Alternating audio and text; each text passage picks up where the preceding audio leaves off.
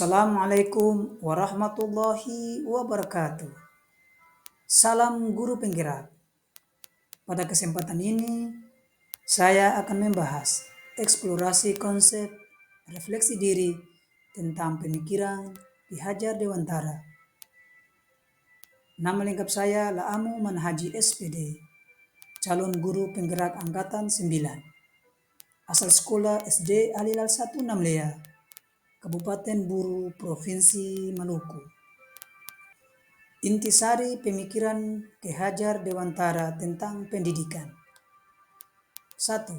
Sistem AMO atau pendidikan yang menuntun.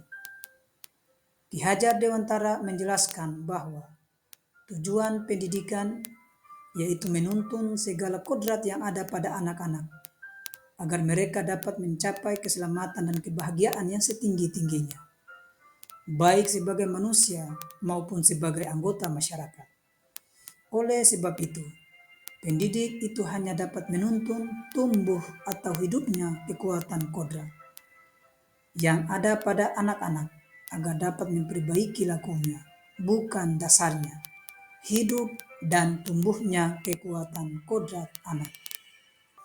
Menurut Ki Hajar Dewantara, dalam menuntun laku dan pertumbuhan kodrat anak, mengibaratkan peran pendidik seperti seorang petani atau tukang kebun.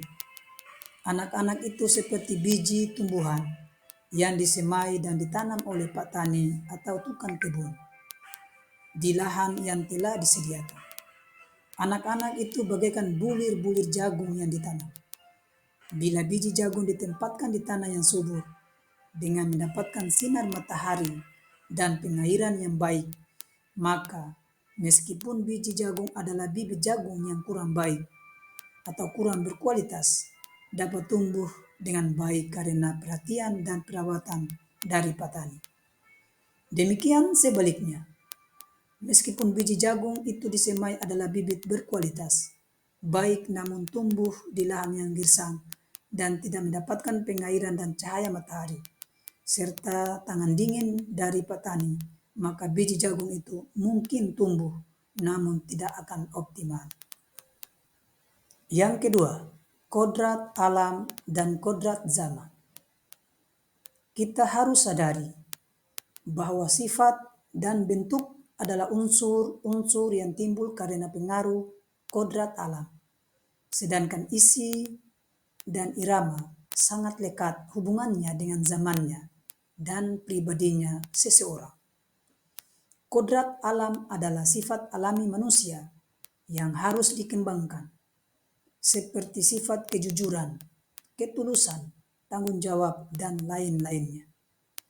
Sedangkan kodrat zaman adalah keadaan dan tantangan yang dihadapi oleh manusia pada zaman tertentu.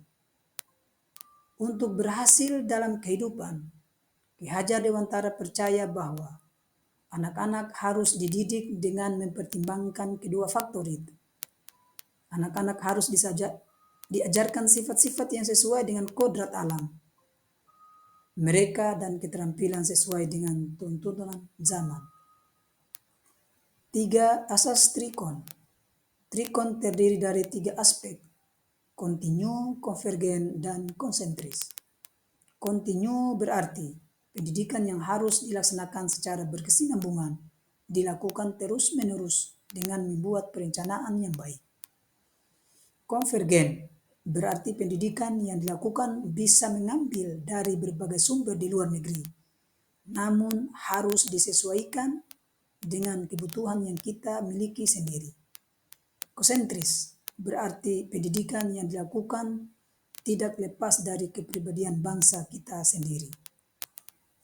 4. Tripusat pendidikan. Dalam kehidupan anak, ada 3 tempat penting yang menjadi pusat pendidikan, yaitu pertama alam keluarga, kedua alam perguruan atau sekolah, dan ketiga alam pergerakan pemuda atau masyarakat. Keluarga adalah suatu pendidikan pertama yang penting dalam membentuk karakter anak. Sekolah bertanggung jawab untuk memberikan pengetahuan dan keterampilan yang dibutuhkan dalam kehidupan. Sedangkan masyarakat sebagai pusat pendidikan yang terakhir bertugas membantu membentuk karakter anak dan mempersiapkannya untuk kehidupan sosial. 5. Berhamba pada anak. Kita dengan ikhlas hati dan bebas dari ikatan apapun, mendekati sang anak dan mengorbankan diri kepadanya. Jangan si murid untuk si guru, tetapi si guru untuk si murid. Istilah berhamba mungkin terdengar aneh ketika digunakan konteks pendidikan. Namun pada intinya, Ki Hajar Dewantara berbicara tentang pentingnya fokus pada kebutuhan dan kepentingan anak dalam proses pendidikan. Seorang anak atau murid harus menjadi pusat perhatian dan pendidikan. Pendidikan harus diarahkan pada pelayanan kepada anak, yang artinya bahwa proses pendidikan harus didasarkan pada kebutuhan dan kepentingan anak. Hal ini sejalan dengan pandangan bahwa setiap anak adalah individu yang unik dan berhak mendapatkan pendidikan yang sesuai dengan kebutuhan dan bakatnya masing-masing. Sehingga guru harus memperlakukan muridnya dengan kasih sayang dan memahami kebutuhan mereka secara individual. Keenam, budi pekerti. Budi pekerti, watak atau karakter merupakan hasil dari bersatunya gerak pikiran, perasaan, dan kehendak atau kemauan sehingga menimbulkan tenaga.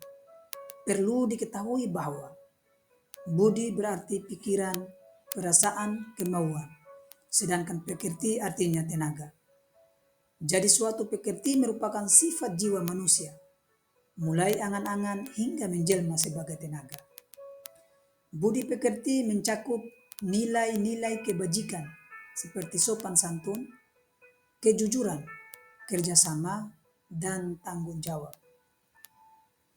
Ki Hajar Dewantara percaya bahwa dalam mempelajari nilai-nilai ini, anak-anak akan menjadi individu yang baik dan bermanfaat bagi masyarakat. Sebagaimana terparti dalam slogan ing ngarso sung tulodo ing madya mangungkarso tutuwuri handayani. Artinya di depan memberikan contoh, di tengah memberi dorongan, dan di belakang memberi dukungan. Terima kasih. Demikian eksplorasi konsep refleksi diri tentang pemikiran Ki Hajar Dewantara. Salam guru penggerak. Wassalamualaikum warahmatullahi wabarakatuh.